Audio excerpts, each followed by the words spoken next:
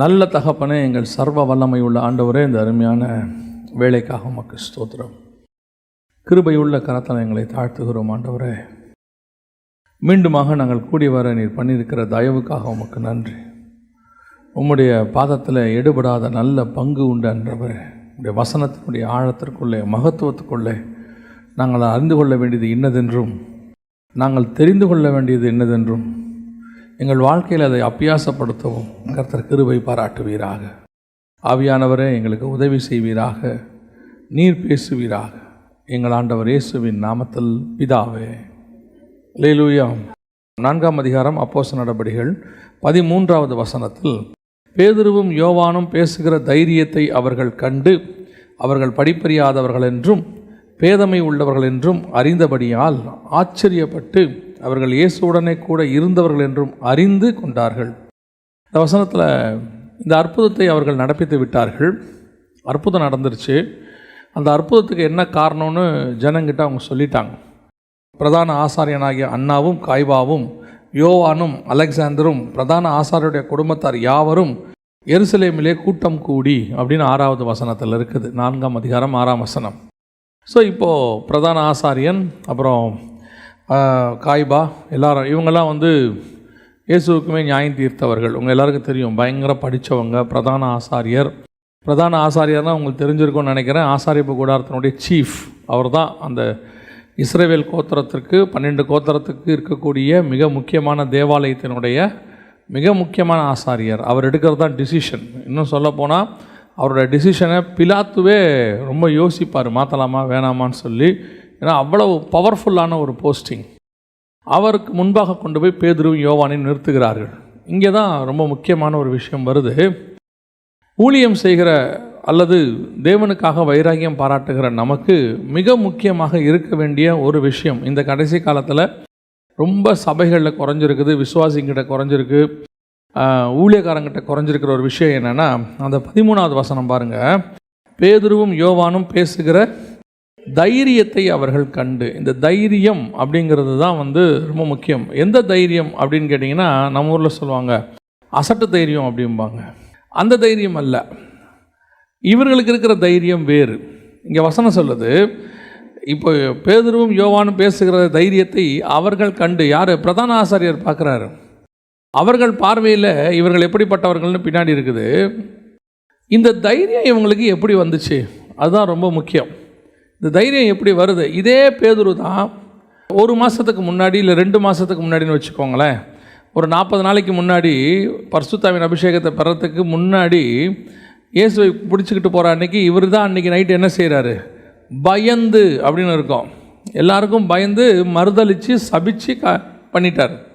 மற்ற கூட இருந்த யோவான் எப்படிப்பட்டவர் அப்படின்னு பார்த்தீங்கன்னு சொன்னால், அந்த ராத்திரியில் கெட்சமனையில் எல்லாரும் ஓடும் போது அவரும் என்ன செஞ்சிட்டார்? ஓடிட்டார்.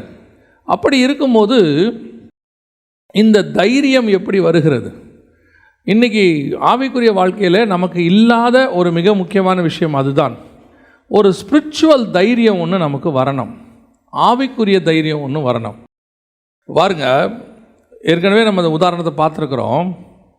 எனக்கு ரொம்ப ஆச்சரியமான ஒரு விஷயம் அது, அதனால தான் நான் அதை அடிக்கடி யோசிப்பேன். ஆகாப் என்கிறவன் மிக முக்கியமான ராஜா, இஸ்ரவேலுக்கு ராஜா.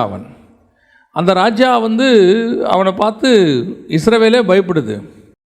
அந்த ராஜாவை பார்த்து எலியாவுக்கு பயம் இல்லை. எலியாவை பார்த்து ஆண்டவர் சொல்கிறாரு, நீ போய் உன்னை ஆகாபுக்கு காண்பி. ஆனால் எலியா போய் சொல்கிறான், ஒபதியாவை பார்த்து, எலியா வந்திருக்கிறேன் என்று போய் சொல் அப்படிங்கிறான். ராஜாவை போய் வர சொல்கிறான். ஆண்டவர் ராஜாவை போய் பார்க்க சொல்கிறாரு. இவன் சொல்கிறான், ராஜாவை என்ன பார்க்க வர சொல்லு அப்படிங்கிறான். இதுதான் தைரியம். இது என்ன தைரியம்? ஒரு அரசாட்சி எனக்கு எதிராக நிற்கிறது, ஒரு ராஜா எதிராக நிற்கிறான், ஒரு ராஜாத்தி யேசபேல் எனக்கு எதிராக நிற்கிறாள். என் பின்னாடி யார் இருக்கா? ஒரு ஆளும் இல்லை, ஒருத்தர் கூட இல்லை, சிங்கிள் பர்சன். இப்போ இவனுக்கு இருக்கிற ஒரே தைரியம் என்ன தெரியுமா? அவன் கர்த்தரோடு நிற்கிற மனுஷன், கர்த்தர் என்னோடு கூட இருக்கிறார். அதுதான் ரொம்ப முக்கியம். இந்த இடத்துல பாருங்கள், அவர்கள் இயேசுவுடனே கூட இருந்தவர்கள் என்று அறிந்து கொண்டார்கள். இந்த இயேசு கூட இருக்கும்போது ஒரு தைரியம் ஒன்று வரும். தேவன் நம்ம கூட இருக்கிறாருன்னா ஒரு தைரியம் வரும், ஒரு ஸ்பிரிச்சுவல் தைரியம். அதுதான் இன்றைக்கி மிஸ்ஸிங். நமக்கு குடும்பமாக இருக்கட்டும், இது எல்லாத்தையும் இருக்கட்டும், தேவன் கொடுக்குறாருன்னு நம்ம நினைக்கிறோம்ல, எல்லாமே தேவன் தான் கொடுக்குறாரு, அதில் எந்த மாற்று கருத்தும் இல்லை. ஆனால் அதையும் தாண்டி இன்னொன்றையும் புரிஞ்சுக்கணும், நமக்கு எதிரிகளை கூட கர்த்தர் தான் நியமிக்கிறார். நமக்கு எதிராக யார் வரணுங்கிற அனுமதியை கர்த்தர் தான் நியமிக்கிறார். காரணம் என்னென்னா, எல்லாரும் நமக்கு எதிரியாக மாறிட முடியாது. நமக்கு எதிரியாகிறதுக்கு ஒரு தகுதி வேணும். தாவீதுக்கு எதிரியாகணும்னா அதால் கோலியாத்தால் மட்டும்தான் தாவீதுக்கு எதிரியாக மாற முடியும். சவுல் கூட மாற முடியாது. தாவீதுக்கு எதிரியாக மாறணும், கோலியாத் வரணும், அப்படிப்பட்ட ஒரு ஆள் வரணும். நமக்கு எதிரிகளை கர்த்தர் ஃபிக்ஸ் பண்ணுறார். ஏன் தெரியுமா? நம்ம ஜெயிக்கிறது கூட சாதாரண ஆளாக இருக்கக்கூடாது. நம்ம ஜெயிக்கிறதே கர்த்தர் நாம மகிமைக்குன்னு இருக்கிறதுலே ஜெயிண்ட்டை ஜெயிக்க வைப்பார் ஆண்டவர். அப்போ நமக்கு நியமிக்கிற ஆள் எப்படி இருப்பார்? பயங்கரமான ஆளாக இருப்பார். நம்ம எப்படி இப்போ பார்க்குறோம் கடைசி காலத்தில், ஐயோ அவர் பெரிய ஆஃபீஸருங்க, அவர் பெரிய எம்எல்ஏ, பெரிய எம்பி, நல்லா கவனிச்சுக்கொள்ளுங்க. எப்பேற்பட்டவர்கள் யாராக இருந்தாலும் ராஜாக்களை தள்ளி ராஜாக்களை ஏற்படுத்துகிறவர் நம்முடைய தேவனாகிய கர்த்தர். நமக்கு அந்த தைரியம்தான் வேணும். எதிரில் நிற்கிறது எது வேணா இருக்கட்டும், யார் வேணாலும் இருக்கட்டும். ஆனால் ஒன்று மட்டும் இருக்கணும், எனக்குள்ள சிலர் பார்த்தீங்கன்னா உள்ளே பயந்துன்னு இருப்பான், வெளியே தைரியமாக இருப்பான். பேசும்போது வெளியே என்னவாக இருக்கும்? தைரியமாக இருக்கும். உள்ளுக்குள்ளே என்னவாக இருக்கும்?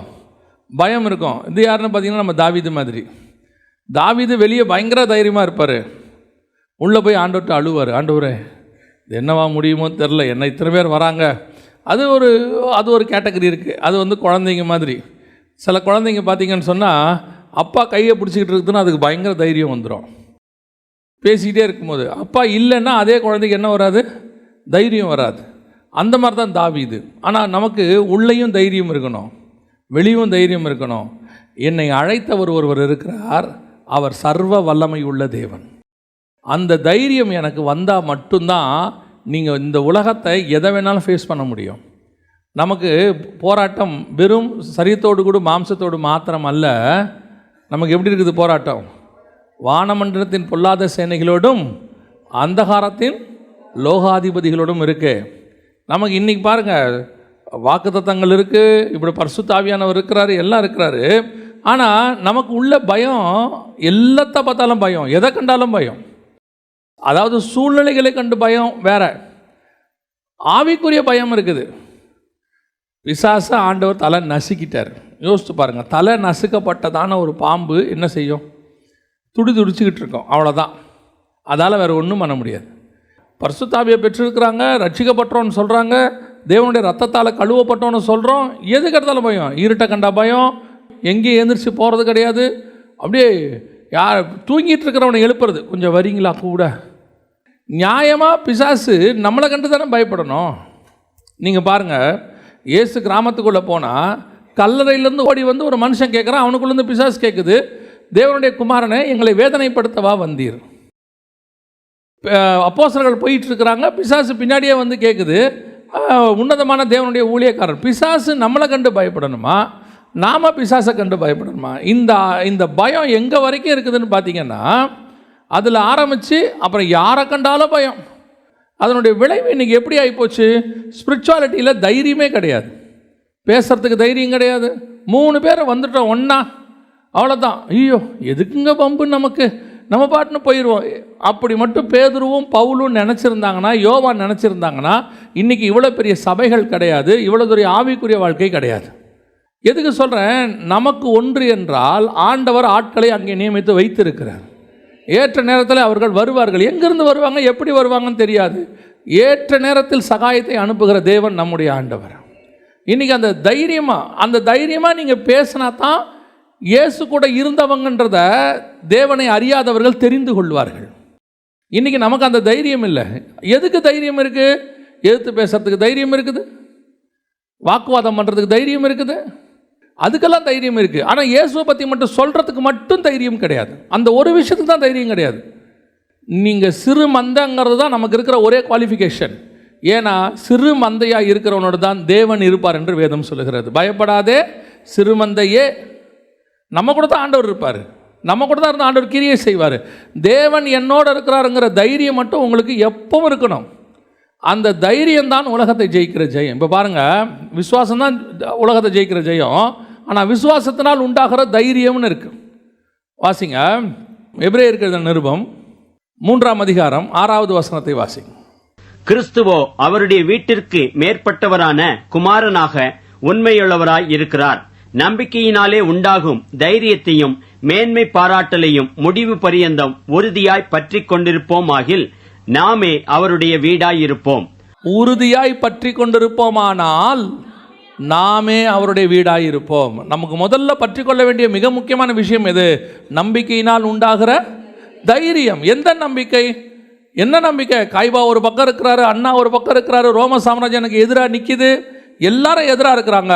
ஆனால் எனக்கு ஒரு தைரியம் இருக்கிறது. எத்தனை பேர் எதிராக நின்னாலும் சரி, என் தேவனாகிய கர்த்தர் என் பக்கத்தில் நிற்கிறார்.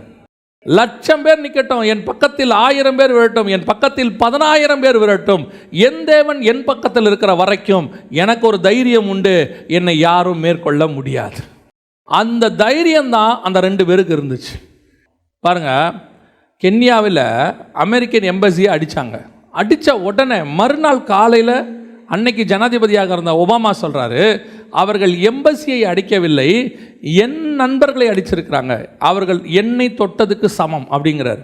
என் எம்பசியை தொடுறது என்ன தொடுறதுக்கு சமம், நம்மளை தொடுவது தேவனை தொடுவதற்கு சமம். அதான் ஆண்டவர் சொல்கிறாரு, உன்னை தொடுகிறவன் என் கண்ணின் கருவிழியை தொடுகிறார். உங்களுக்கும் எனக்கும் அந்த தைரியம் தான் வேணும்.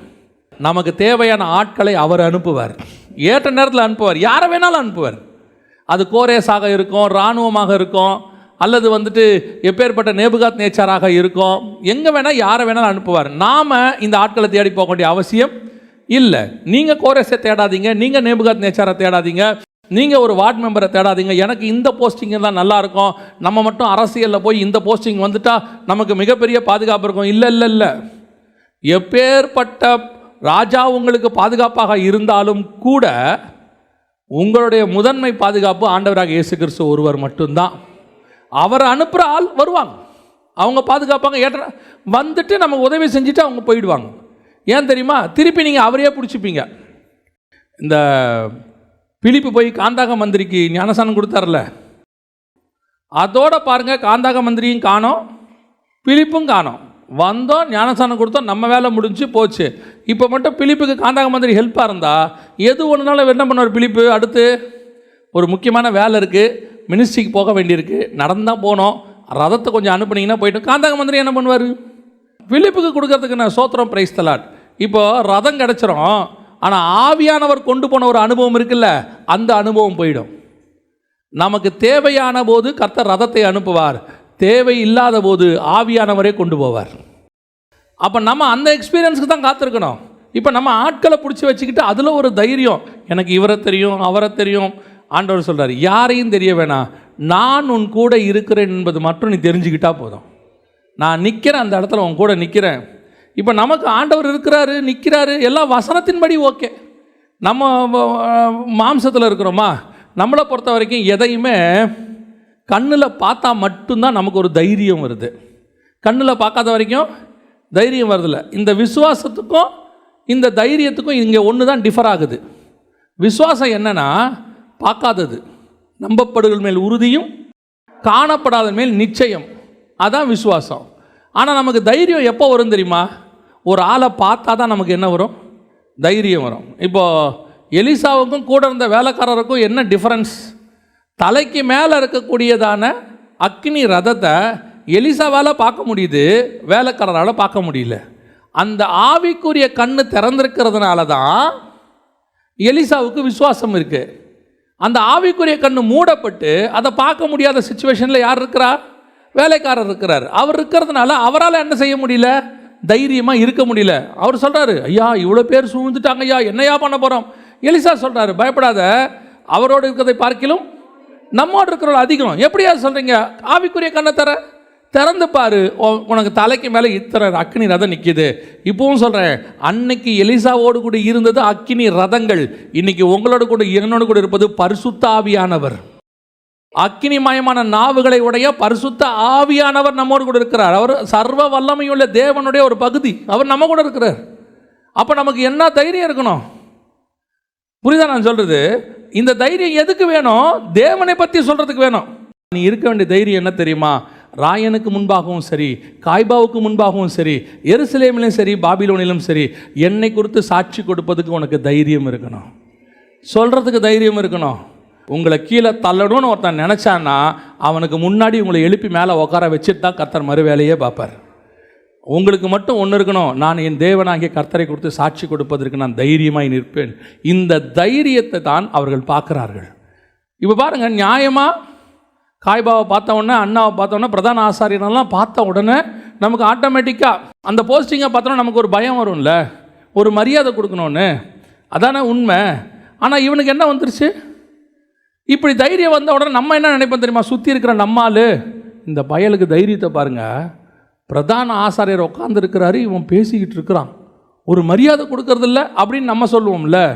ஆனால் ரியாக்ஷன் எப்படி இருக்குன்னா, இவன் அப்படி பேசுனது தான் அவர்களுக்கே ஆச்சரியத்தை உண்டு பண்ணுது.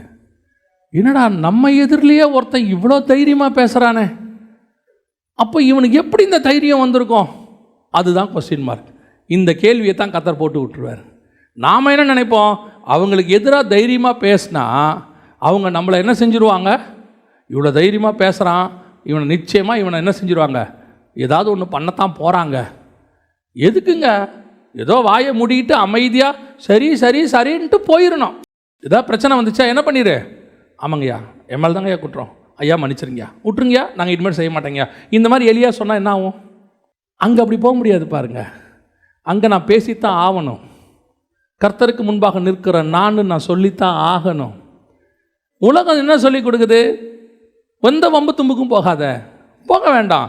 ஆனால் கர்த்தருக்கான வைராகியத்தை பாராட்டித்தான் ஆக வேண்டும். கர்த்தருக்காக நிற்கத்தான் வேணும். ஆமாங்கய்யா சொல்ல வேண்டிய இடத்துல ஆமாங்கய்யா சொல்லணும். முடியாதியான்னு சொல்கிற இடத்துல முடியாதுன்னு தான் ஏன் சொல்லணும்?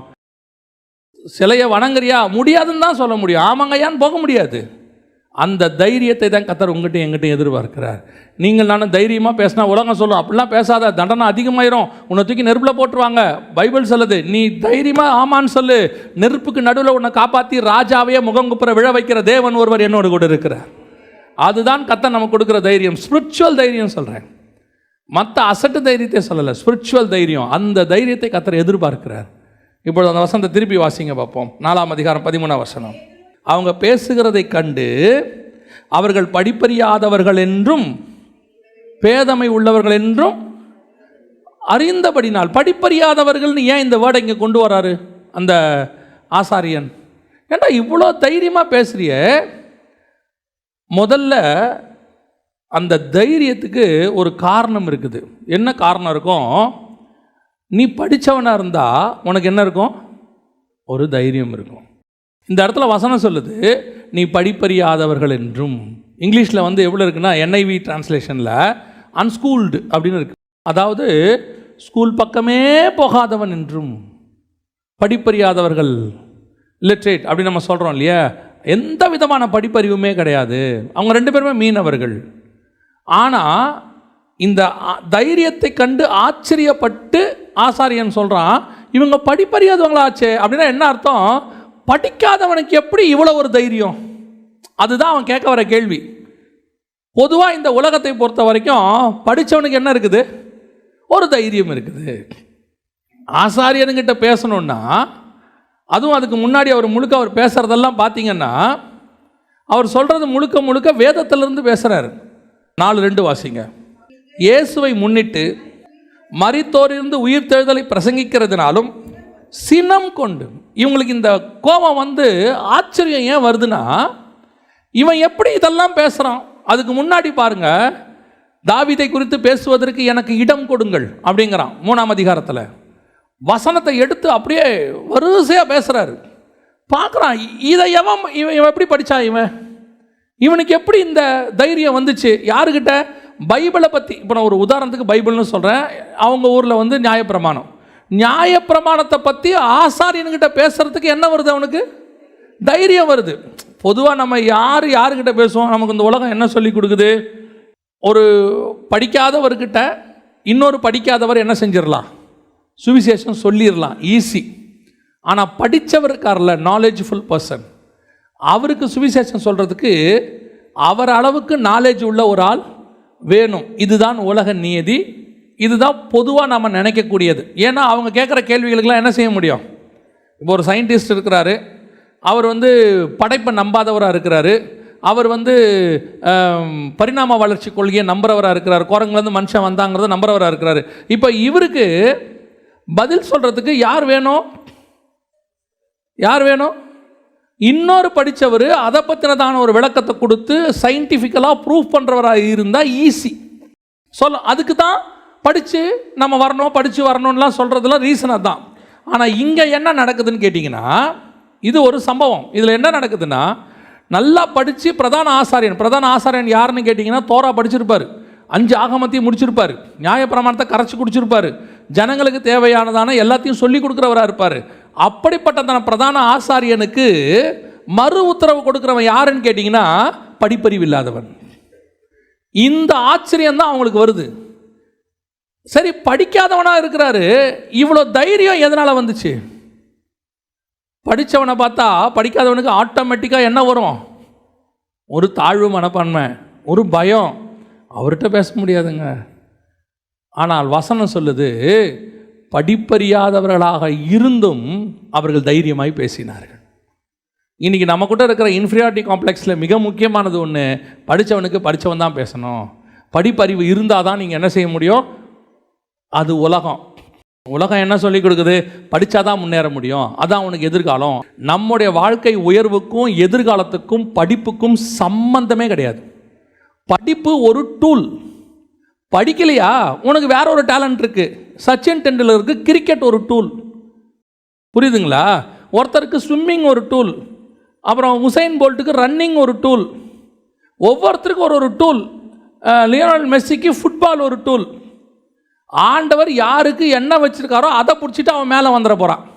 அதே மாதிரி படிப்பும் ஒரு, இந்த உலகம் நமக்கு என்ன ஒரு மாயையை உண்டாக்கி வச்சிருச்சுன்னா, படிக்காட்டி அறிவு இருக்காது. ஆனால் ஆதாமை படைக்கும் போதே சர்வ ஞானத்தோடும் அறிவோடு தான் கர்த்தர் படைச்சு வச்சார். அதான் வச்சார். இன்னும் சொல்ல போனால், ஆண்டவர் கொடுத்த அறிவு நமக்கு மங்கி போச்சு. இந்த பழம் சாப்பிட்ட பிறகு புத்தி குறைஞ்சிருச்சு. இப்போ அதுக்கு ஆல்டர்னேட்டாக வேற ஒரு அறிவு நமக்கு வந்திருக்கு, அவ்வளோத்தானே ஒழிய தேவன் உங்களை கொண்டு போய் பயன்படுத்துவதற்கு படிப்பு இருந்தால் படிப்பை வைத்து கர்த்தர் பயன்படுத்துவார். படிப்பு இல்லாவிட்டாலும் கர்த்தர் உங்களை பயன்படுத்துவார். கர்த்தர் பயன்படுத்துறதுக்கு படிப்பு மஸ்ட் கிடையாது. படிப்பு இருந்தால் எக்ஸ்ட்ரா குவாலிஃபிகேஷன். இப்போவும் சொல்கிறேன், படிக்க வேணான்னு சொல்லலை, ஆனால் படிச்சுட்டா ஓஹோ ஆகாலாம் கிடையாது. இன்றைக்கி ஒரு சில நண்பர்கள்லாம் இருக்காங்க, அவங்க படிப்பு ரொம்ப மேன்மையாக என்கிட்ட பேசுவாங்க. ஆனால் எனக்கு ஒரு நண்பர் இருக்கிறார், அவரை கர்த்தர் கையில் பிடிக்கும் போது அவர் வெறும் +2 தான். அவர் படிப்பு ஸ்கில்லை வளர்த்துக்கிட்டாரு. இன்றைக்கி அந்த படிப்பில் அவர் உயர்த்தப்பட்டிருக்கிறாரு, படிப்பால் வாழ்க்கையை ஓட்டுறார், எல்லாம் ஓகே. ஆனால் அவர் உயர்வதற்கு படிப்பு காரணம் அல்ல, கர்த்தர் தான் காரணம். அதற்கு படிப்பு யூஸ் ஆச்சு கூட. ஒருவேளை படிக்காவிட்டால் அவருக்கு அப்படியே ஆல்டர்னேட்டாக இன்னொரு ஃப்ரெண்டு இருக்கிறார், அவர் படிக்கலை, ஆனால் அவருக்கு பிஸ்னஸ் டேலண்ட் இருந்துச்சு. அந்த டேலண்ட்டை பயன்படுத்தி கர்த்தர் கொண்டாண்டார். இன்றைக்கி 2 பேரும் ஒரே ஸ்டேட்டஸில் தான் இருக்கிறாங்க. எந்த மாறுபாடும் கிடையாது, எந்த ஏற்றத்தாழ்வும் கிடையாது. 2 பேரையும் கர்த்தர் ஆசீர்வதிச்சிருக்காரு. இவங்க 2 பேரோடு சேர்ந்து என்ன எடுத்துக்கோங்க, எனக்கு இவங்கள மாதிரி படிப்பும் இல்லை, பிஸ்னஸ் டேலண்ட்டும் இல்லை, ஆனால் ஊழியத்தினுடைய அழைப்பு இருந்துச்சு. அந்த படிப்பு கொடுக்குற உயர்வை, இந்த பிஸ்னஸ் டேலண்ட் கொடுக்குற உயர்வை அழைப்பு கொடுத்து என்னை கொண்டு வந்து அவங்களோட உட்கார வச்சிருச்சு. கர்த்தர் உயர்த்துவதற்கு பிஸ்னஸாக இருந்தாலும் சரி, படிப்பாக இருந்தாலும் சரி, அழைப்பாக இருந்தாலும் சரி, உயர்த்துதல் கர்த்தர் கரத்தில் இருக்கிறது. இப்போ இவன் என்ன நினைக்கிறான்? உலகம் நினைக்குது, காய்பான் நினைக்கிறார், இவர் ஸ்பிரிச்சுவல் பர்சன் தான் நினைக்கிறோம், ஆனால் இவர் ஸ்பிரிச்சுவலாக இல்லை. அவர் சொல்கிறாரு, படிக்காதவனுக்கு எப்படி இவ்வளோ ஞானம், இவ்வளோ தைரியம் எங்கேருந்து வருது? அதுதான் இன்றைக்கி உங்களையும் பார்த்து என்னையும் பார்த்து சொல்லும்.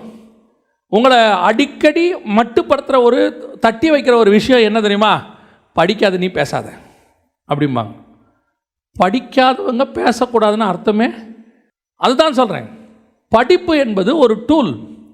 ஆனால் கர்த்தருக்கான வைராக்கியம், தைரியம் என்பது படிப்பை பேஸ் பண்ணது அல்ல, அது ஆவியை பேஸ் பண்ணது, உங்களுக்குள்ள இருக்கிற ஸ்பிரிச்சுவாலிட்டியை பேஸ் பண்ணது. யோசித்து பாருங்கள்.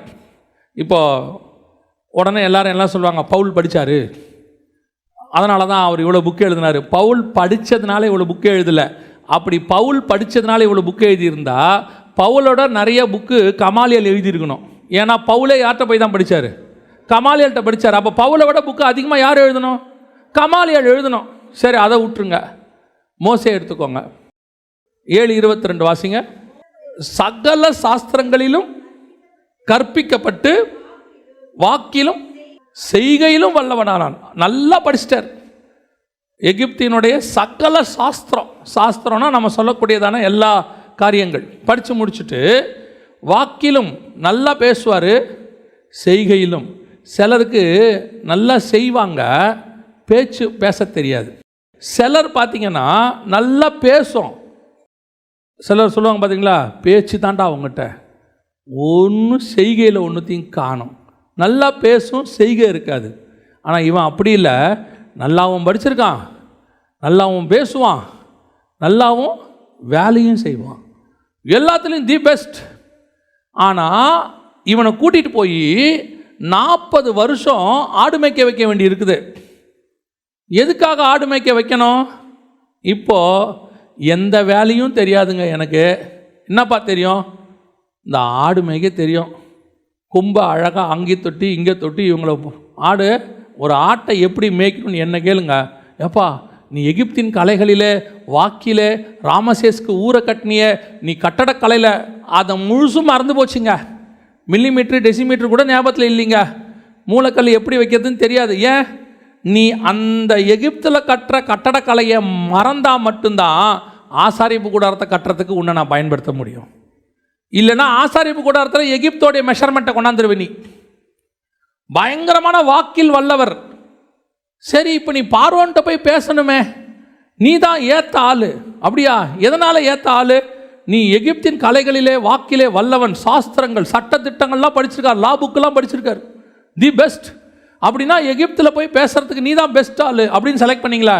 இல்லை, ஒரு 40 வருஷம் வெயிட் பண்ணுவோம். ஏன்? திக்குவாயும் மந்தனாவுமா மாறட்டும்.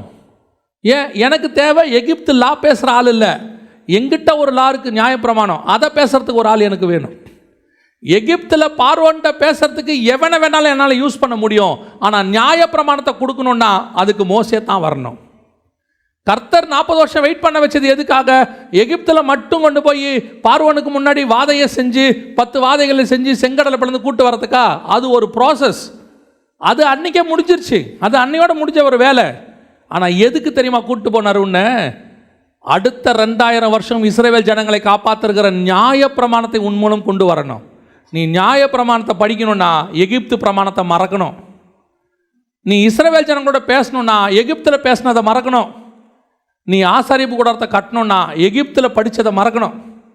உன்னுடைய உலக பிரகாரமான அறிவை எப்போ நீ ஒன்றுமில்லைன்னு ஆகுதோ, படிப்பறிவு இல்லாதவர்கள்ன்ற இடத்துக்கு வர்றீங்களோ, அப்போ தான் உங்களை எடுத்து ஸ்பிரிச்சுவலி பயன்படுத்த முடியும். இன்றைக்கி என்ன ஆகுது? சிலர் சொல்கிறாங்க, நாங்கள் படித்ததை ஆண்டவருக்கு யூஸ் பண்ணுறோம், we are using in the spiritual மினிஸ்ட்ரியில் யூஸ் பண்ணுறோம் அப்படின்றாங்க. தேவைப்பட்டால் கர்த்தர் அதை பயன்படுத்தி கொள்ளுவார். தேவைப்படுமா? கோலியாத்தின் பட்டயத்தை எடுத்து நாங்கள் கோலியாத்தை ஜெயிக்கிறதுக்கு யூஸ் பண்ணுவோம். தேவைப்படலையா? கூழாங்கல்லே போதும், நாங்கள் எடுத்து அடித்து முடிச்சுட்டு போயிடுவோம். தேவைப்பட்டால் யோசுவாவை வைத்து எரிகோவை இடித்து ஆயிப்பட்டத்தை க்ளோஸ் பண்ணுவோம். தேவைப்படலையா? நீ சுற்றி மட்டும் வா, கோட்டையை இடித்து தள்ளுறது கர்த்தரால் முடியும். கர்த்தரால் சர்வ வல்லமை உள்ள தேவன். நம்ம ஞானத்தால் தான் மினிஸ்ட்ரி நடக்குது, நம்ம ஞானத்தால் தான் குடும்பம் நடக்குது. என்னுடைய அறிவை யூஸ் பண்ணி அப்படியே பிஸ்னஸில் சிலர்லாம் பார்த்தீங்கன்னா ஆரம்பிக்கிற அன்றைக்கி தான் ஆண்டவருக்கு இடம் கொடுத்துருப்பாங்க. ஆஃபீஸில் ஜெபத்தோடு ஆரம்பிச்சிருப்பாங்க, அதுக்கப்புறம் அந்த ஆஃபீஸுக்கும் ஆண்டவருக்கும் சம்மந்தமே இருக்காது. சில ஆட்கள் அப்படி இருக்கு, காணாமலே போயிடும். கிருபை ஆஃபீஸ் முழுக்க ஓடுறது கிருபையில் ஓடுது. பிஸ்னஸ் கர்த்தரால் நடக்குது. நம்மளுடைய படிப்பறிவு அல்ல, கர்த்தருடைய கரமே நம்ம எடுத்து பயன்படுத்தி கொண்டிருக்கு. அதுக்கு படிக்க வேணான்னு அவசியம் இல்லை. திருப்பி இப்படி போயிடாதீங்க. எதை ஒன்றுமே நீங்கள் டிபெண்ட் பண்ணாதீங்க. இதனால தான் நான் மேலே வரேன், இது எங்கிட்ட இருக்குது, இது ஒன்று போதும், இதை வச்சுக்கிட்டு நான் மேலே வந்துடுவேன். ஆண்டவர் சொல்கிறார், எதை வச்சுக்கிட்டு நீ மேலே வர முடியாது. இயேசு கிறிஸ்து ஒருத்தரால் மட்டும்தான் நீ மேலே வர முடியும். அவ்வளோதான். நம்மக்கிட்ட இருக்கிற எது ஒன்றுமே ஒரு நாள் எக்ஸ்பைர்ட் ஆகும். எக்ஸ்பைர்டே ஆகாமல் எட்டர்னல் எதுனா நம்ம கூட இருக்கிற ஆண்டவர் மட்டும்தான். அவருக்கு எக்ஸ்பைர்டே கிடையாது. சார் ஒன்று மட்டும் நினச்சிக்கோங்க, இந்த இதில் நான் ரொம்ப ஸ்கில்லு, இந்த இதில் நான் இது அப்படின்னு சொல்லி நம்முடைய அறிவு, இந்த படிப்பறிவு மட்டும் இல்லை, உலக அறிவு கூட நான் சேர்த்தே சொல்கிறேன். எது ஒன்றுமே அதை வச்சு உங்களுக்கு ஒரு தைரியம் வருதுன்னு வச்சுக்கோங்களேன், இது ஒன்று போதுங்க, லைஃப்பை நான் ஓட்டிடுவேன், இது ஒன்று போதும், வாழ்க்கையை நான் சமாளிச்சிருவேன். இல்லை, ஆண்டவர் சொல்கிறார், உனக்கு அந்த தைரியம் வரக்கூடாது. எந்த அறிவும் இல்லாத பேதுருக்கு ஒரு தைரியம் வந்துச்சு. இல்லை, என்ன தைரியம் தெரியுமா? இப்போ சொல்லுவாங்க, சிலர் கேட்பாங்க, படிக்காமல் இப்படி விட்டுட்டியேடா, எப்படா அவன் லைஃப், எதிர்காலத்தை என்னடா பண்ணுவ, என்னதான் பண்ண போகிற அப்படிம்பாங்க. அவனுக்கு அது வரல, அவன் என்ன பண்ணுவான்? சில நேரத்தில் நம்ம நினைக்கிறோம், இது இல்லாட்டி எதிர்காலம் அவ்வளோதான், க்ளோஸ், முடிஞ்சிருச்சு. இல்லை, ஏன்னா நம்ம தைரியம் படிப்பு மேலே இருக்குது, நம்ம தைரியம் டேலண்ட் மேலே இருக்குது, நம்ம தைரியம் கர்த்தர் மேலே இருக்கணும். அதுதான் காய்பாவுக்கு புரியவே இல்லை, அந்த காரியமே புரியல. படிக்காத எவனுக்கு இப்படி ஒரு தைரியம் வந்துச்சு. ரெண்டாவது என்ன சொல்கிறான்? படிப்பறி இல்லாதவர்கள் என்றும் பேதமை உள்ளவர்கள் என்றும். பேதமைனா என்ன தெரியுமா? இக்னோரண்ட். பேதமைனா இக்னோரண்ட், அதாவது அற்பமாய் எண்ணப்பட்டவர்கள், எதுக்குமே லாய்க்கு இல்லாதவன் அப்படின்னு சொல்கிறோம்ல, இவன்லாம் ஒரு ஆள், இவங்ககிட்டலாம் நீங்கள் பேசிக்கிட்டு இருக்கிறீங்க அப்படிம்பாங்க. சில நேரத்தில் கர்த்தர் என்ன பண்ணிடுவார் தெரியுமா? உங்களை யார் இக்னோர் பண்ணுறாங்களோ, அந்த இக்னோர் பண்ணுற ஆள் இருக்குல்ல, அவன் கண்ணுக்கு முன்னாடி உங்களை ஒரு உயர்த்தி கொண்டு வந்து உட்கார வைப்பார் பாருங்க. அவன் அப்படியே ஆச்சரியப்படுவான், எப்படி இவன் மேலே வந்தான், எப்படி இவனுக்கு இந்த தைரியம். இப்போ பாருங்கள், நமக்கு தெரிஞ்ச சம்பவம் தான். தாவீது வீட்டில் 7 பேர் இருக்கிறாங்க. இந்த 7 பேரில் எல்லாருமே இராணுவத்துக்கு போகிறவங்க தான் போல். சாமுவேல் போன உடனே எல்லாரையும் வரிசையாக நிற்க வச்சுட்டாங்க. நிற்க வச்ச உடனே முதல் பையனை பார்த்த உடனே சாமுவேலே டிசைட் பண்ணிட்டார், இவன் தான் ராஜா. ஆள் எப்படி இருக்கிறான்? பயங்கர ஸ்டவுட்டாக இருக்கிறான், கம்பீரமாக இருக்கிறான். அதில் சொல்லுவார், இவன் தானாக்கும் அப்படிம்பார். கர்த்தரால் அபிஷேகம் பண்ணப்படுகிறவன் இவன் தானாக்கும் அப்படின்ட்டு அபிஷேகம் பண்ணவே போயிட்டார். இவ்வளோ முடிஞ்சிருச்சு, 7 பேர் இல்லை. இப்போ கர்த்தருடைய திட்டம் யார் மேலே இருக்குது? தாவீது மேலே இருக்குது. தாவீது எங்கே இருக்கிறான்? வனாந்தரத்தில் இருக்கான். நம்ம எல்லாருக்கும் தெரியும். ஆக்சுவலாக இந்த வசனத்தின்படி பார்த்தீங்கன்னா அவன் ஒரு இக்னோரண்ட், அற்பமாய் எண்ணப்பட்டவன். உனக்கு இவ்வளோ தானே பசங்க, இன்னொருத்தன் இருக்கிறாயா, அது எதுக்கும் லாய்க்கப்படாது. என்ன லாய்க்கப்படாது? இவங்கெல்லாம் யா சின்ன வயசுலேயே யுத்தத்துக்கு பழக்கிட்டாங்கய்யா, இவங்கெல்லாம் யா நல்லா படித்தாங்கய்யா, இராணுவத்தில் போய் ஒர்க் பண்ணுறாங்கய்யா, மிலிட்ரியில் இருக்கிறாங்கய்யா, இவங்க எல்லாம் ஓகே. அது எதுக்கு லாய்க்கலன்னு ஆடு மேய்க்க விட்டுருக்கேன். இவனுக்கு இராணுவத்தில் ப்ராக்டிஸு, அவனுக்கு வனாந்தரத்தில் ப்ராக்டிஸு. இராணுவத்தில் எப்படி ப்ராக்டிஸ் கொடுப்பாங்க தெரியுமா? எந்த காயமும் ஏற்படாதபடி ப்ராக்டிஸ் கொடுப்பாங்க, எக்ஸசைஸு எல்லாம். அவனுக்கு எப்படி தெரியுமா ப்ராக்டிஸு? சிங்கத்தோடையும் கரடியோடையும் ப்ராக்டிஸ். இவங்களுக்கு கொடுக்கறத விட கடினமான ப்ராக்டிஸ். இவங்க எல்லாம் அவன் அற்பத்தை பார்த்துக்கிட்டு இருக்கிறாங்க, பரலோகம் மட்டும் அவனை ராஜாவாகவே பார்த்துக்கிட்டு இருக்குது. பரலோகம் ராஜாவை பார்த்துருக்கு. அதுக்குன்னு ராஜான்றதுனால அவனுக்கு பரலோகம் ப்ராக்டிஸே கொடுக்காமலாம் இல்லை, எல்லா ப்ராக்டிஸும் கொடுத்துருக்கு. அவனுக்கு தேவையான ப்ராக்டிஸை அங்கே வச்சு ஆண்டவர் கொடுத்துருக்குறார்.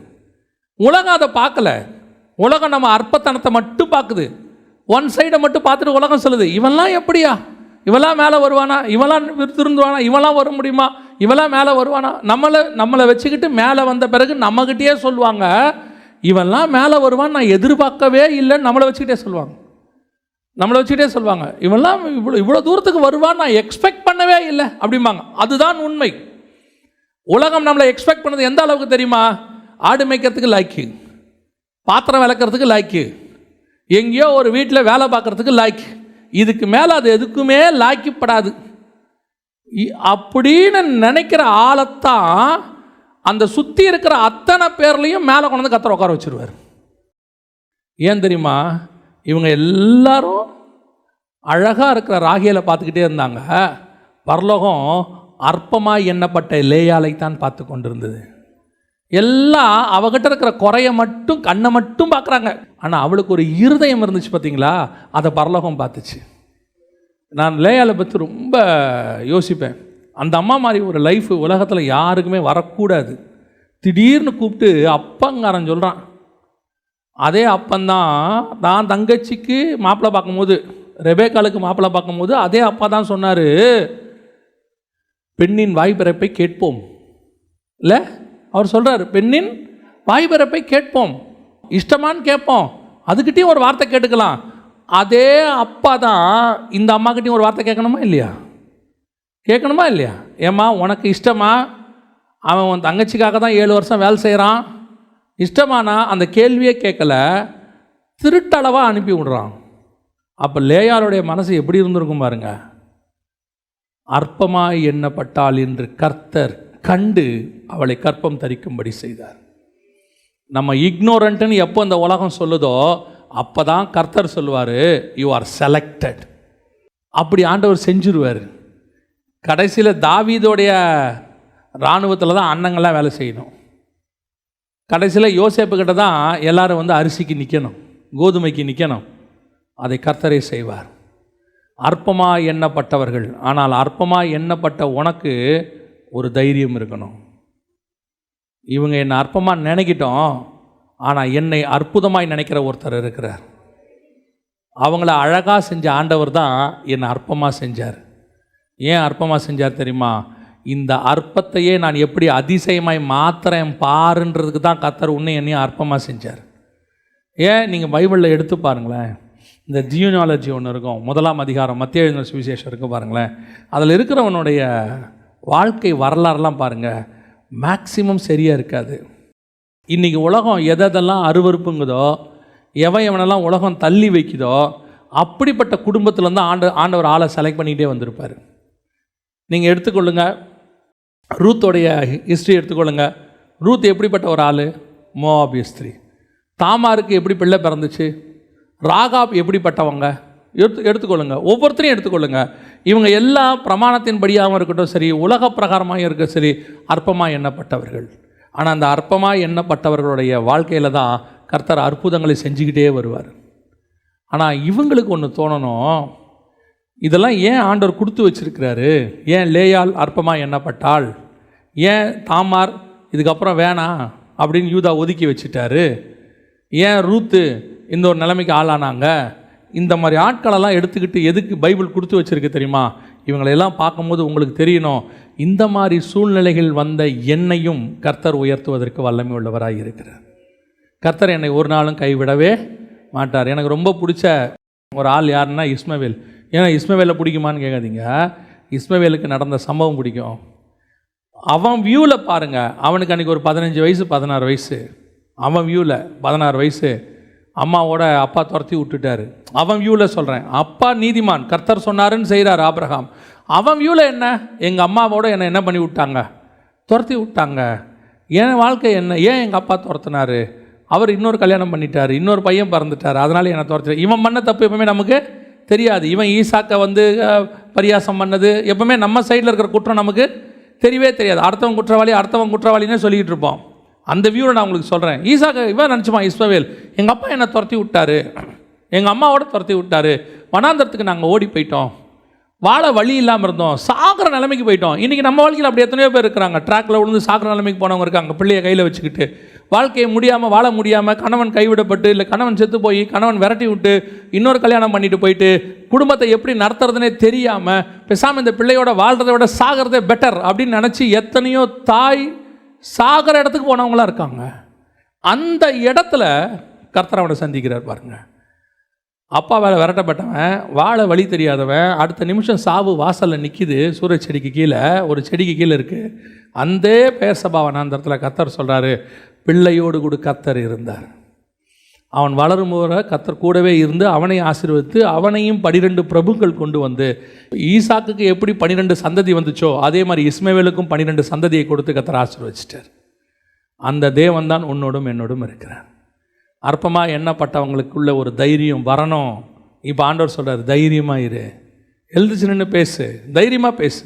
உன்னை என்ன சொல்லுவாங்க, நீ எல்லாம் ஒரு ஆளாடான்னு கேட்பான், நீ பேச. ஒரு நாள் நீ பேசுகிறத கேட்கறதுக்கு அண்ணாவும் காய்பாவும் உட்கார்ந்துருப்பார்கள். ஒரு நாள் நீ பேசுவதை கேட்கறதுக்கு பெரிய பெரிய ஆட்களை கொண்டு வந்து கர்த்தர் உட்கார வச்சிருப்பார். அதான் கர்த்தர் செய்வது. பைபிளில் எத்தனையோ சாட்சிகள் இருக்குது.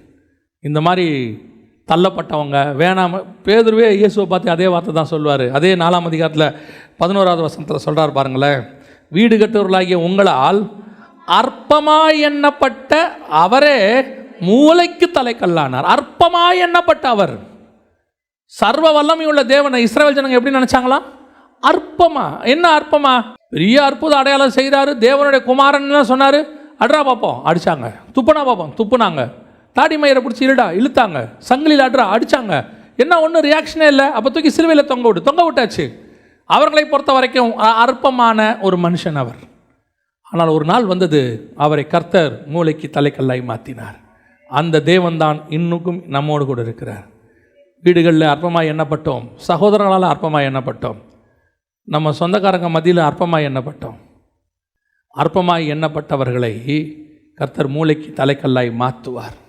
தேவனால் கூடாத காரியம் ஒன்றும் இல்லை. மறக்கப்பட்ட உன்னை ராஜாவாக கொண்டு வந்து உட்கார வைப்பார். குழியிலே போடப்பட்ட உன்னை சகோதரர்களுக்கு ஆசீர்வாதமாய் கர்த்தர் மாற்றி உட்கார வைப்பார். நாம் என்னைக்கு அற்பமாக நினைக்கப்படுறோமோ அன்னைக்கு தான் கர்த்தர் நினைத்தருளுவார். அற்பமாக எண்ணப்பட்ட லேயாளை கர்த்தர் நினைத்தருளினார். அதுதான் உண்மை. யார் வேணாலும் என்ன வேணாலும் சொல்லட்டும். உங்கள்கிட்ட இருக்க டிஸ்குவாலிஃபிகேஷன் நிறையா இருக்கும். இங்கிலீஷ் பேச வராதுன்னு சொல்லுவாங்க, இருந்துட்டு போட்டோம், சொல்லிட்டு போயிட்டோம். அவர் இங்கிலீஷ் பேசினா தப்பு தப்பாக பேசுவார், சொல்லிட்டு போட்டோம். தமிழ் ஒழுங்காக வருமா? சோத்திரம், பிரைஸ் தி லார்ட். நல்லா தெரிஞ்சுக்கொள்ளுங்க, எது நமக்கு கனவீனம், எது அற்பம், எதை சொல்கிறாங்களோ அதை நீங்கள் விட்டுட்டு போயிட்டே இருங்க. நம்மை உயர்த்துவதற்கு தேவன் வல்லமை உள்ள தேவனாக இருக்கிறார். அல்லேலூயா. அந்த வசனத்தை திருப்பி வாசிங்க பார்ப்போம். பேதுருவும் யோவானும் பேசுகிற தைரியத்தை அவர்கள் கண்டு அவர்கள் படிப்பறியாதவர்கள் என்றும் பேதமை உள்ளவர்கள் என்றும் அறிந்தபடியால் ஆச்சரியப்பட்டு அவர்கள் இயேசுவுடனே கூட இருந்தவர்கள் என்றும் அறிந்து கொண்டார்கள். இவ்வளவுக்கும் காரணம் என்னான்னு சொல்லி முடிக்கிறார் அந்த வசனத்தில். அவனுக்கு படிப்பறிவு கிடையாது, அற்பமாக எண்ணப்பட்டவன். இவனுக்கு இப்படி ஒரு தைரியம் வருவதுக்கு வாய்ப்பே இல்லை, நோ சான்ஸ். அப்போ இவனுக்கு இவ்வளோ தைரியம் வந்து பேசுவதுக்கு என்ன வாய்ப்புடான்னு பார்த்தா ஒரே ஒரு வாய்ப்பு தான் இருக்குது. அவன் இயேசுவோடு கூட இருந்தவன். அவன் இயேசு கூட இருந்ததுனால அவருக்கு இருக்கிற தைரியம் இவனுக்கும் இருக்குது. அவருக்கு இருக்கிற படிப்பறிவு இவனுக்கும் இருக்குது. அவருக்கு இருக்கக்கூடியதான எல்லாம் இவருக்கும் இருக்குது. அப்போது உங்களையும் என்னையும் வச்சு எதை பார்க்க போகிறாங்கன்னா, நம்ம படிப்பறிவு அல்ல, நம்ம ஸ்டேட்டஸ் அல்ல, நம் மூலமாய் அவர்கள் தேவனை பார்க்க போகிறாங்க. அதுக்கு தான் கர்த்தர் உன்னை படிப்பறிவு இல்லாதவனாக மாற்றினார், திக்குவாயும் மந்தனாவுமா மாற்றினார். எதுக்காக உன்னை பேதமை உள்ளவர்களாக மாற்றினார், அற்பமாக எண்ணப்பட வச்சாருன்னா, நீங்கள் போய் நிற்கும் போது அவர்கள் இனி உங்களை பார்க்க மாட்டார்கள், உங்கள் மூலமாய் இயேசுவை பார்ப்பார்கள். இவனுக்கு இந்த வாய்ப்பே இல்லையா? இவன் உயர்றதுக்கு வாய்ப்பே இல்லை, இவன் வாழ்க்கையில் முன்னேறத்துக்கு வாய்ப்பே இல்லை, இவனுக்கு தைரியமாக பேசுகிறதுக்கு வாய்ப்பே கிடையாது. இவெல்லாம் பேசுகிறான்றதே ஆச்சரியமாக இருக்குது. அப்படி பேசுகிறான்னா என்னவா இருக்கும்? இவன் கூட ஒரு 3.5 வருஷம் இயேசுன்னு ஒரு ஆளோட இருந்தாங்க. அந்த தைரியம் தாங்க இவனுக்கு இவ்வளவும். அதுதான் உண்மை. அப்படித்தான் நீங்களும் நானும் வெளிப்பட வேண்டும். நீ டாக்டராக வெளிப்படுவதை விட, இன்ஜினியராய் வெளிப்படுவதை விட, தேவனுடைய பிள்ளை கர்த்தர் கூட இருந்தவன் இவன் வெளிப்படுது பார்த்தீங்களா, அந்த வெளிப்பாடுக்கு ஈக்குவலான வெளிப்பாடு வேற எதுவுமே கிடையாது. நீங்கள் எதை வேணால் சொல்லிக்கோங்க, எதை வேணால் சொல்லிக்கோங்க. நீங்கள் பெரிய கம்பெனியில் மேனேஜர்னு சொல்லிக்கோங்க, இருக்கிற மிகப்பெரிய வேர்ல்டில் நம்பர் 1 கம்பெனியோட சிஇஓன்னு சொல்லிக்கோங்க. இது எல்லாத்தை விட கர்த்தரோடு இருக்கிற மனுஷங்கிற வார்த்தை இருக்குல்ல, அதுதான் இருக்கிறதுலே நம்பர் 1. யோசித்து பாருங்கள். ஒபதியா ஆகாப்புக்கும் பயப்படுறான், எலியாவுக்கும் பயப்படுறான். ஆனால் ஆகாப்பை விட எலியாவுக்கு அதிகமாய் பயப்படுகிறான். ஊரே ஏரோதுக்கு பயப்படுகிறது, ஆனால் ஏரோது யாருக்கு பயப்படுறான்? யோவான் ஸ்நானகனுக்கு பயந்திருந்தான். அந்த பயம் ஏன் வருது தெரியுமா? நீ கர்த்தரோடு கூட இருந்தால் அந்த பயம் அவர்களுக்கு வரும். அன்னைக்கு பேதுரு யோவானையும் பார்த்த உடனே அவங்களுக்கு நல்லா தெரியுது, இவங்களுடைய இந்த உயர்வுக்கு, இந்த மாதிரி பேசுகிறதுக்கு, இந்த தைரியத்துக்கு, இப்படி ஒரு பதில் கொடுக்கறதுக்கு, பிரதான ஆசாரியனுக்கு ஈக்குவலாக பேசுவதற்கு காரணம் படிப்பல்ல, காரணம் இவர்களுடைய பேக்ரவுண்ட் அல்ல, இவங்க வளர்ந்த விதம் அல்ல. ஒரே ஒரு காரணம், இவங்க எல்லாம் இயேசு கூட இருந்து வந்தவங்க. அவங்க அப்படித்தான் பேசுவாங்க. அவனுங்களுக்கு அந்த தைரியம் தானாகவே இன்பில்ட் ஆயிடுச்சு. அதை கண்டுபிடிச்சான் பாருங்க. அதுக்கு தான் கர்த்தர் 2 பேரும் நிற்க வச்சார் அந்த இடத்துல. அல்லேலூயா. அப்போ உங்களை என்னையும் நிற்க வச்சா நீங்கள் நானும் வெளிப்படக்கூடாது, நம்ம படிப்பு வெளிப்படக்கூடாது. இப்போ இயேசு வந்து ஏஞ்சி நின்று பேசுகிறார். பேசின உடனே இதே மாதிரி தான் அங்கேயும் சொல்கிறாங்க, இவன் மரியாளின் மைந்தன் அல்லவா, அடுத்து இவன் தச்சனின் குமாரன் அல்லவா, இன்னொரு இடத்துல சொல்லுது இவன் தச்சன் அல்லவா. இவன் எப்படி பைபிளை இவ்வளோ அழகாக பேசுகிறான்? இவ்வளவு தைரியம் எங்கேருந்து வருது? முகதாட்சணியம் இல்லாமல் பேசுகிறாரு. இவருக்கு இந்த தைரியம் எங்கேருந்து வருகிறது? இந்த ஆச்சரியம் தான் உங்கள் மேலேயும் என் மேலேயும் வரணும். அதுதான் கர்த்தர் எக்ஸ்பெக்ட் பண்ணுறார். அப்படி வரும்போது தான் நாம் கர்த்தரோடு கூட இருந்தவர்கள் என்பது வெளிப்படும். நம்மக்கிட்ட இப்போவும் சொல்கிறேன், ஒரு காரியம் இருக்கா சொல்லிட்டு முடிக்கிறேன், கவனிங்க. பவுலுக்கிட்ட 3 விதமான உபதேசம் இருந்துச்சு. பவுலுக்கிட்ட 3 விதமான உபதேசம். நீங்கள் அப்போஸ்தலர் நடபடிகளிலேயே வாசிக்க முடியும். 16ஆம் அதிகாரம் 4ஆம் வசனம் வாசிக்கும். 16:4. அவர்கள் பட்டணங்கள் தோறும் போகையில் எருசலேமில் இருக்கும் அப்போஸ்தலராலும் மூப்பராலும் விதிக்கப்பட்ட சட்டங்களை கை கொள்ளும்படி அவர்களுக்கு ஒப்புவித்தார்கள். இப்போ பவுலுக்கிட்ட இருக்கிற ஒரு உபதேசம் என்ன தெரியுமா? அப்போஸ்தலர் கொடுத்தது, மூப்பர்கள் கொடுத்தது. இதை கொண்டு போய் கொடுக்குறாரு, இதை கொண்டு போய் போகிற இடத்தெல்லாம் கொடுக்குறாரு. இது ஒன்று. ரெண்டாவது, பவுலே சொல்கிறாரு, நான் கமாலியலிடத்தில் பாதத்தில் உட்காந்து படித்தேன். ரெண்டாவது கமாலியல்கிட்ட படித்தது. மூணாவது, நம்ம எல்லாருக்கும் தெரிஞ்ச ஒரு வசனம் 1 கொரிந்தியர் 11 இருக்குது, உங்களுக்கு ஒப்புவித்ததை நான் கர்த்தரிடத்தில் பெற்றுக்கொண்டேன். அப்போ 3 விதமான உபதேசம் அவர்கிட்ட இருக்குது. ஒன்று கமாலியல்கிட்ட படித்தது, இன்னொன்று அப்போஸ்தலர்கள் மூப்பர்கள் ஊழியக்காரங்கிட்ட படித்தது, இன்னொன்று கர்த்தரையே வெளிப்படுத்தினது. இப்போ இயேசுவுக்கு அப்போஸ்தலர்கள் யாரும் கொடுக்கல, இயேசுவுக்கு மூப்பர்கள் யாரும் சொல்லிக் கொடுக்கல, கமாலியல் சொல்லிக் கொடுக்கல. பிதா என்ன சொன்னாரோ அதை அவர் அப்படியே, இயேசுவே சொல்கிறாரு, பிதா எனக்கு ஒப்புவித்தவைகளை நான் ஒன்றையும் உங்களுக்கு மறைத்து வைக்கவில்லை. அப்போ எது அந்த தைரியத்தை கொண்டு வரும் தெரியுமா? நீங்கள் அப்போஸ்தலர்கிட்ட படிக்க வேணான்னு சொல்லலை, கமாலியல்கிட்ட படிக்க வேணான்னு சொல்லலை. இது எல்லாம் ஆச்சரியத்தை உண்டு பண்ணாது. இதெல்லாம் உங்களுக்கு படிப்பறிவு. ஆமாங்க, அவன் அந்த பைபிள் காலேஜில் படித்தவன், இவர் இந்த கம்பெனியில் இத்தனை வருஷம் பெரிய ஆளாக இருந்தவர், இந்த பேச்சு வேற, இது கமாலியல்கிட்ட படித்தது, இது அப்போஸ்தலர்கிட்ட படித்ததுக்கு ஈக்குவல். இது எல்லாத்தையும் தாண்டி எங்கிட்ட இன்னொன்று வரணும். அது என்ன தெரியுமா? நான் கர்த்தரிடத்திலிருந்து பெற்றுக்கொண்டேன். அதைத்தான் அவங்க சொல்கிறாங்க. இவனுக்கு படிப்பறிவும் கிடையாது, கமாலியல்கிட்டையும் படிக்கல, இவனுக்கு வேற எங்கேயும் யாரும் சொல்லி கொடுக்கல, இவன் பேக்ரவுண்டும் கிடையாது.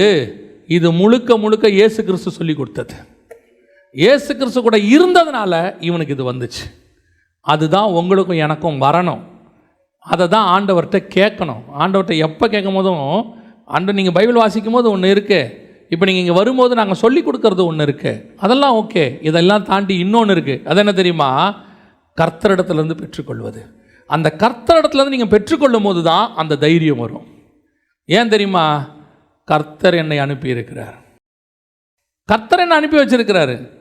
பார்வோன் சொல்லிட்டார் யோசேப்பை பார்த்து, நீ போ யோசேப்பு, நீ போ, இந்த எகிப்தில் என்னை தவிர அத்தனை பேர் உனக்கு கீழ்பட்டிருப்பாங்க, எல்லாரும் உனக்கு வணங்குவாங்க சொல்லிட்டு அப்படியே பார்வோன் யோசேப்பை அனுப்பி இருந்தால் பரவாயில்லை.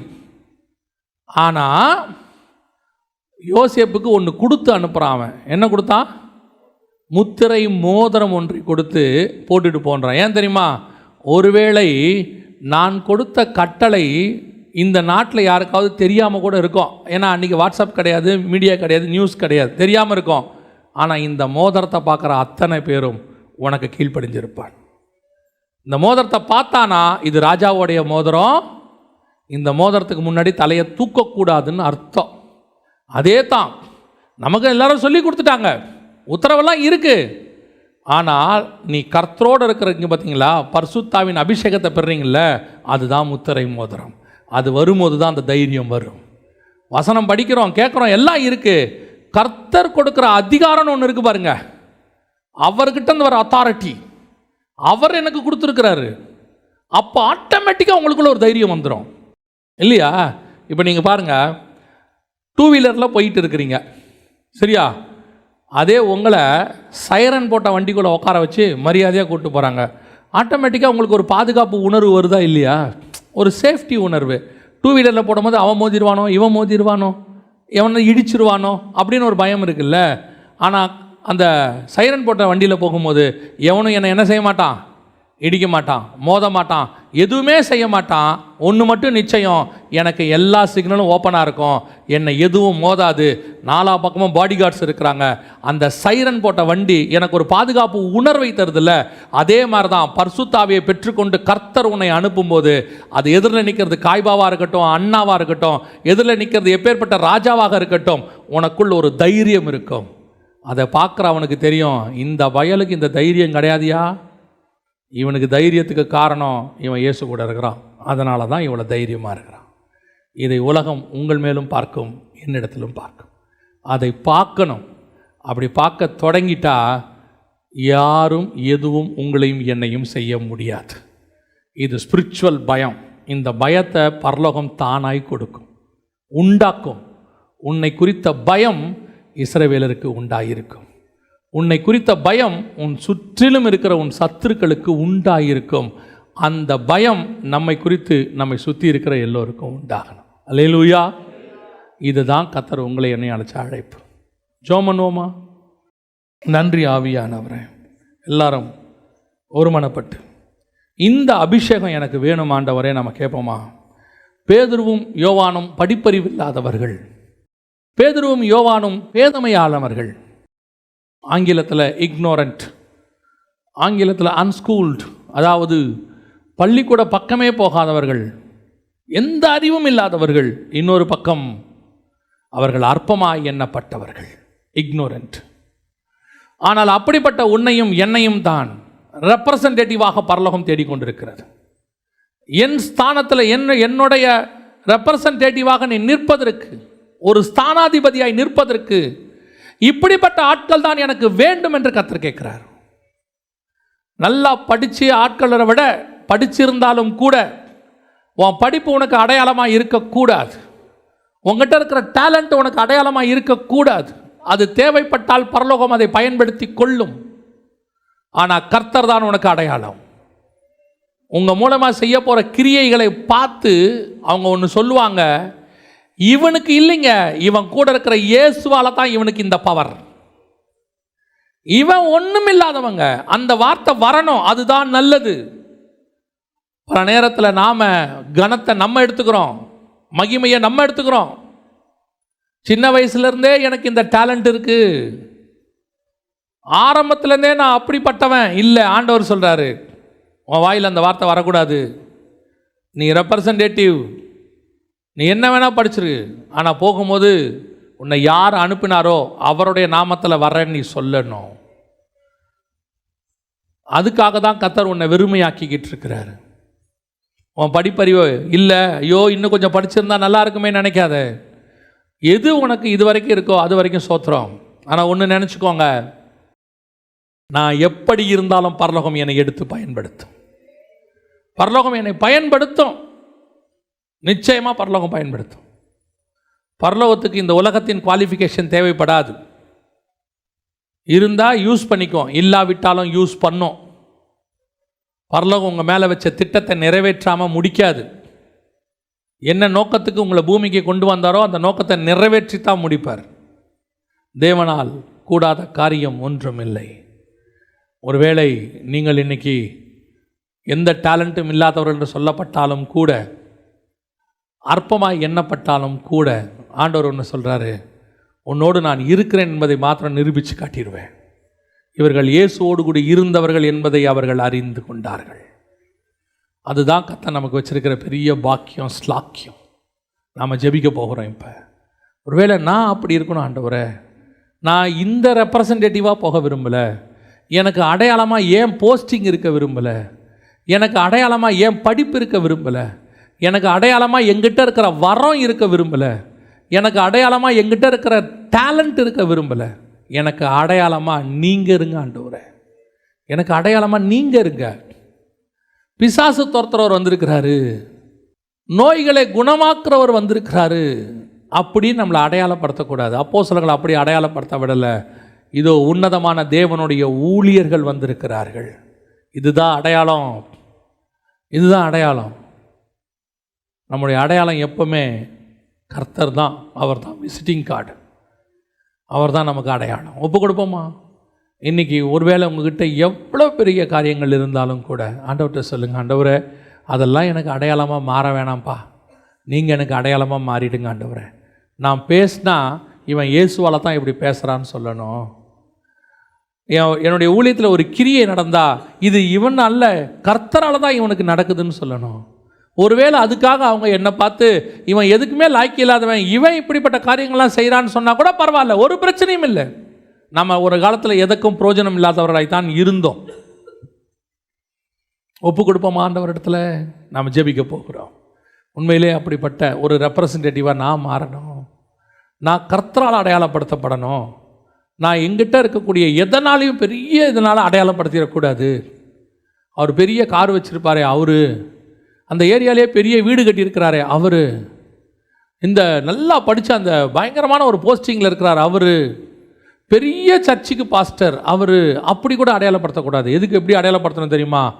அவர் கூட தேவன் இருக்கிறாருங்க. அவரை பார்த்தாலே தெரியுது தேவன் அவர் கூட இருக்கிறாரு. இதுதான் அடையாளம். இந்த அடையாளத்தை நீங்களும் நானும் பெற வேண்டும். ஒப்பு கொடுப்போமா? அப்படி பெற விரும்புகிறவங்க கரங்களை ஆண்டவருக்கு நேராக உயர்த்தி, சர்வ வல்லமையுள்ள எங்கள் தகப்பனே, நாங்கள் உம்மால் அடையாளப்படுத்தப்பட வேண்டும் ஆண்டவரே, உம்மால் அடையாளப்படுத்தப்பட வேண்டும்.